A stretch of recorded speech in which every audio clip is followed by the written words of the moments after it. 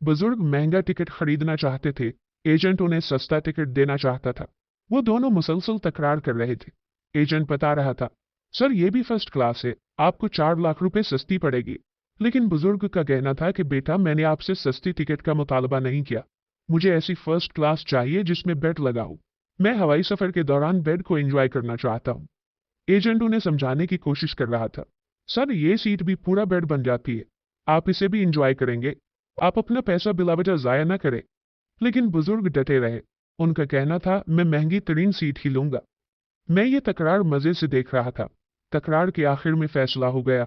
Agent ने बुजुर्ग को सीट दे दी। वो सीट उन्हें 13.5 लाख रुपए में पड़ी। ये बहुत बड़ी रकम थी, लेकिन बुजुर्ग ने चेक बुक निकाली, दस्तखत किए और चेक एजेंट के हवाले कर दिया। मैं इस फजूल खर्ची पर हैरान हो गया। मैंने जिंदगी में पहली बार किसी शख्स को इतना महंगा टिकट खरीदते देखा था। चुनाचे मैंने उनसे माजरत की और आजिजी से पूछा, सर आप क्या करते हैं? वो मेरी तरफ मुड़े, गौर से मुझे देखा और मुस्कुरा कर बोले, मैं कुछ नहीं करता, मैं रिटायर्ड लाइफ गुजार रहा हूँ। मैंने पूछा, आप रिटायर होने से पहले क्या करते थे? वो बड़े प्यार से बोले, मेरी कपड़े की दुकान थी। मैंने पूछा, दुकान या फैक्ट्री? वो बोले, 15 बाई 20 फीट की छोटी सी दुकान। मैंने पूछा, क्या ये आपका कुल कारोबार था? वो हंसकर बोले, 100%। मैंने रावलपिंडी में 40 साल कपड़ा बेचा। मैंने पूछा, आपके पास फिर लंबी चौड़ी जमीन जायदाद होगी? वो फौरन बोले, हरगिज नहीं, बस एक आबाई घर था और 2 दुकानें थीं। दुकानें दोनों बेटों ने ले ली हैं। मकान मैंने आधा बेच दिया है और आधा बच्चों को दे दिया है। मैंने पूछा, क्या आप बच्चों के साथ रहते हैं? बोले, हरगिज नहीं, मैं 2 साल से होटल में रह रहा हूँ। साल में एक बार मुल्क से बाहर जाता हूँ, रेस्टोरानों में खाना खाता हूँ और बस। मेरी हैरत आसमान को छूने लगी। मैंने अर्ज किया, फिर आपने इतना महंगा टिकट क्यों खरीदा?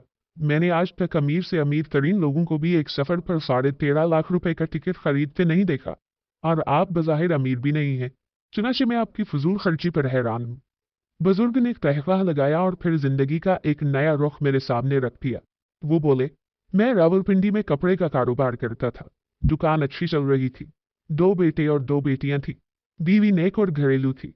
मैं फैसलाबाद के एक मिल ऑनर से कपड़ा खरीदता था और वो कपड़ा फॉर्चून में बेच देता था। मैं हफ्ते में एक बार फैसलाबाद आता जाता था। मेरी इस आमद और रफ्त की वजह से वो मिल ऑनर मेरा दोस्त बन गया। वो जब भी रावलपिंडी आता था, वो पीसी में ठहरता था। मुझे दावत देता था और मैं उसके साथ खाना खाता था। वो ग्रिल फिश बड़ी रगबत से खाता था। वो मुझे बताया करता था, वो दिन में एक बार सैल्मन फिश जरूर खाता है। मैंने उसके साथ सैल्मन फिश खानी शुरू की तो मैं भी इसका आदी हो गया। मैं भी फिश खाने लगा। हम दोनों दोस्त थे, लेकिन फिर उस बेचारे का डाउनफॉल शुरू हो गया। पाकिस्तान में लोड शेडिंग का मसला पैदा हो गया। हुकूमत ने टैक्स बढ़ा दिए। फैक्ट्रियों में यूनियन बन गई। रॉ मटेरियल भी महंगा हो गया और अरबा बराए तावान और भत्ताखोरी भी शुरू हो गई। बांग्लादेश ने उस दौर में टेक्सटाइल इंडस्ट्री को टैक्स फ्री कर दिया। मेरा दोस्त बांग्लादेश गया, बंगाली बिजनेसमैन के साथ जॉइंट वेंचर किया और अपनी फैक्ट्री बांग्लादेश शिफ्ट कर दी। वो बांग्लादेश में कामयाब हो गया, लेकिन फिर दोनों पार्टनर्स के दरमियान इख्तलाफ हुआ। मामला अदालत तक गया और बांग्लादेश की अदालत ने बंगाली बिजनेसमैन के हक में फैसला दे दिया। यूं वो बेचारा महल से फुटपाथ पर आ गिरा। वो वापस पाकिस्तान आ गया। फैसलाबाद में इस दौरान उसकी प्रॉपर्टी पर कब्जा हो चुका था। वो यहाँ भी कोर्ट कचहरियों में उलझ गया। बीवी ये उतार चढ़ाव बर्दाश्त न कर सकी। वो बीमार हुई और इंतकाल कर गई। उसने लाहौर में एक इंडस्ट्रियल यूनिट लगाया। वो यूनिट बेटे के हवाले किया। बेटे ने वो बर्बाद कर दिया। दूसरे बेटे को कारोबार में डाला, वो भी नाकाम हुआ और बीवी बच्चों को लेकर कनाडा शिफ्ट हो गया। बड़ा बेटा नाकामी के बाद नशे का आदी हो गया। वो नशे के हाथों अस्पताल पहुंच गया। बेटी की शादी की, ससुराल ने घर मांग लिया। उसने अपना वाहिद घर बेटी को दे दिया। यार दोस्त भाग गए और अजीज रिश्तेदार साइड पर हो गए और यूं वो बेचारा पूरी दुनिया में बेदस्तोपा हो गया। मैं उसके उरूजो जबाल का ऐनी शाहिद था। वो खुददार था। उसने मुझसे मिलना भी तर्क कर दिया था, लेकिन मैं उसे ढूंढ ढांड कर मिल लेता था। हम ग्रिल फिश खाते थे, पुराना वक्त याद करते और हंस रोकर अपने अपने ठिकाने पर आ जाते थे। वो जिंदगी के बोझ के साथ साथ चलता रहा, लेकिन फिर एक ऐसा वक्त आ गया जब किराए का मकान भी उसके बस की बात न रहा। वो हकीकतन खोड़ी खोड़ी का मोहताज हो गया और फिर एक दिन वो गायब हो गया। मैं उसे तलाश करता रहा, लेकिन वो ना मिला। मैं अपने काम काज में मसरूफ हो गया। मुझे एक दिन ईदी फाउंडेशन से फोन आया। मुझे बताया गया, आपका एक अजीज शदीद अदालत में हमारे पास मौजूद है, आपसे मिलना चाहता है। मैं तशवीश के आलम में ईदी फाउंडेशन पहुंच गया। वो मुझे ओल्ड पीपल होम में ले गए। मैं अंदर दाखिल हुआ तो वो अलालत के आलम में बिस्तर पर पड़ा था। दाढ़ी बढ़ी हुई थी। शुगर, ब्लड प्रेशर और दिल का मर्ज बेकाबू हो चुका था। वो हकीकतन हड्डियों का ढांचा बन चुका था। मेरी आंखों में उसे देखकर आंसू आ गए।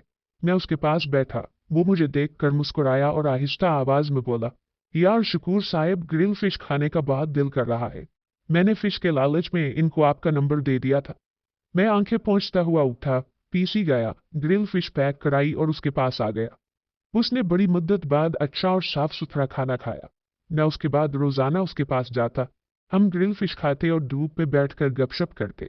मैंने उसे अपने घर लाने की कोशिश की लेकिन उसने इनकार कर दिया।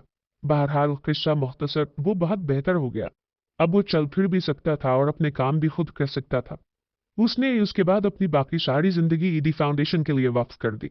वो ओल्ड पीपल होम में रहता था, बीमारों की खिदमत करता, नमाज पढ़ता, पर अल्लाह ताला से अपने गुनाहों की मुआफी मांगता था। हम दोनों हफ्ते में एक बार होटल जाते थे, ग्रिल फिश खाते और कॉफी पीते। ये रूटीन उसके मरने तक जारी रही। मैं उसे एक रात वापस छोड़ कर आया। वो बिस्तर पर लेटा और फिर दोबारा उठ न सका। हमने उसके बच्चों से राबते की कोशिश की लेकिन कामयाब न हो सके। हमारे पास कनाडा वाले बेटे का नंबर नहीं था। दूसरा बेटा अस्पताल में जेर इलाज था, उसे होश नहीं था। बेटी खामिंद और बच्चों के साथ छुट्टियां मनाने के लिए यूरोप गई हुई थी। हमारे पास उसका राबता नंबर नहीं था। अजीज रिश्तेदार और दोस्त अहबाब को बुलाने से उसने रोक दिया था। वो वसीयत करके मरा था कि मेरी मौत की कोई अनाउंसमेंट नहीं होगी और मेरे किसी अजीज रिश्तेदार को इत्तला नहीं दी जाएगी। चुनांचे अजनबी लोगों ने उसका जनाजा पढ़ा। अजनबियों ने उसे कब्र में उतारा और अजनबी कब्रिस्तान में उसे दफन कर दिया गया।